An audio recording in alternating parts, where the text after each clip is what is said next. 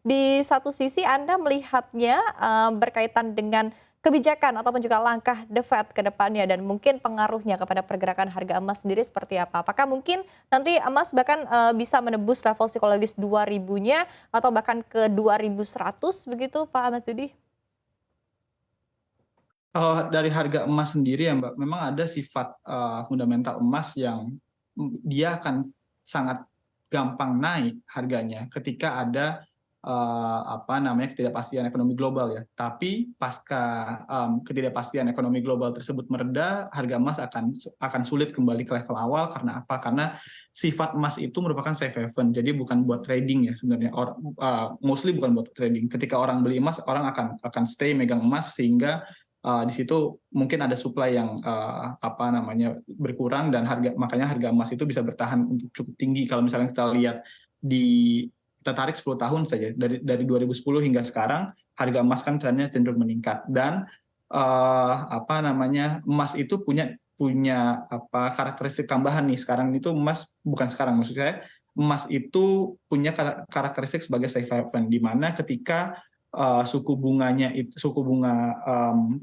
global itu menurun, emas bereaksi seperti komoditas lain. Ketika suku bunga menurun, maka harga emas itu akan meningkat. Tapi di sisi lain ada karakteristik safe haven, di mana ketika ada ketidakpastian ekonomi global seperti perang antara Israel dan Hamas ini, maka harga emas akan cenderung meningkat. Kalau misalnya kita lihat di Oktober 7 kemarin ya, harga emas sempat di 1.700, 1.800, tapi sekarang sudah kembali ke 1.980-an seperti itu. Bagaimana ke depan? Nah, ke depan ini kalau misalkan kita lihat dampak dari investor terhadap sikap dovish the Fed kan bisa mix ya. Mhm. Kalau misalkan investor itu melihat ada potensi the Fed untuk menurunkan suku bunganya di kuartal 1 atau kuartal 2 tahun 2024, maka bisa aja ada potensi mereka akan membeli obligasi dengan tingkat suku bunga sekarang, jadi permintaan saat ini akan beralih dulu nih ke obligasi, sehingga harga emas akan malah bisa tertekan dulu untuk jangka pendeknya ya, seperti itu. Tapi ketika suku bunga sudah diturunkan, harga emas itu bisa kembali naik dan melihat tingkat harga sekarang, bukan tidak mungkin nanti di tahun 2024 harga emas bisa bertahan di level 2.000 sekian, seperti itu. Oke, baik. Nah, tapi tadi Anda menyebutkan juga ada potensi bahwa mungkin nanti akan turun, terlebih dahulu begitu ya, di saat investor mungkin akan, cenderung memilih, obligasi begitu ya untuk, periode dalam waktu dekat begitu. Tapi mungkin rentangnya supportnya akan berada di level berapa? Apakah di 1.800-an atau 1.700-an? Kalau konflik antara Israel dan Hamas ini bertahan pada situasi pada saat ini, kami rasa harga emas tidak akan turun ke bawah 1.800 ya, Mhm mhm. akan bertahan, sangat mungkin untuk bertahan di atas 1.800, terlebih masih ada potensi-potensi eskalasi perang seperti itu, Mbak Iva. Oke, baik. Nah, tapi untuk, sepanjang tahun 2024 karena kalau kita lihat mungkin, ya kita tidak tahu begitu apa yang akan terjadi ke depannya, tapi kurang lebih mungkin sebetulnya sentimen yang terjadi di sepanjang tahun 2024 kurang lebih juga akan sama begitu dengan, sentimen yang terjadi di akhir tahun 2023 begitu. Nah, seperti apa Anda melihat untuk pergerakan ataupun juga sentimen ini akan mempengaruhi pergerakan harga emas utamanya di awal tahun depan?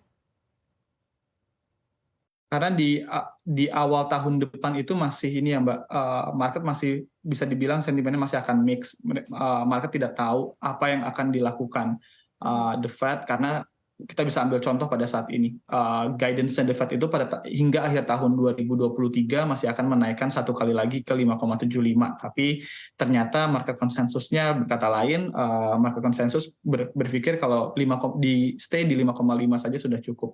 Jadi masih ada ketidakpastian terkait stance apa nih yang akan dilakukan oleh The Fed ke depan, terus ada political instability juga bukan hanya di US tapi juga ada di Uni Eropa, Inggris dan segala macamnya yang menimbulkan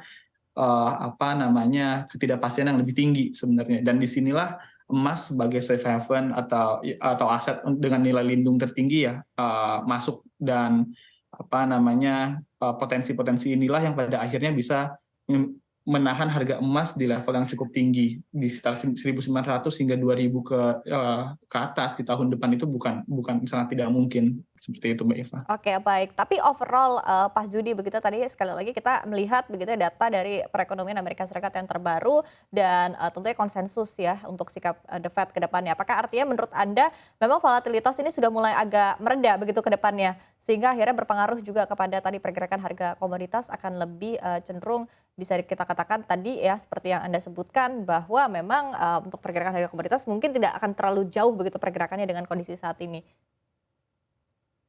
Volatilitas dari sisi ekonomi global, ya sudah bisa dibilang lebih terukur lah sekarang.